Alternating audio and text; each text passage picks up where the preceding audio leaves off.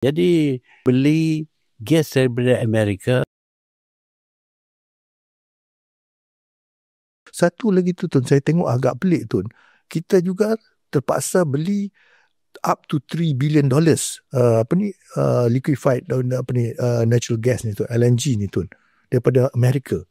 Adakah perlu kita buat tu Tun? Kita jual gas ke Jepun. Tapi kita dapati kita terpaksa beli gas daripada Amerika. Bukan untuk kita. Kalau kita beli gas daripada Amerika tetap harga lebih tinggi. Kerana mereka punca gas mereka lain daripada punca gas kita.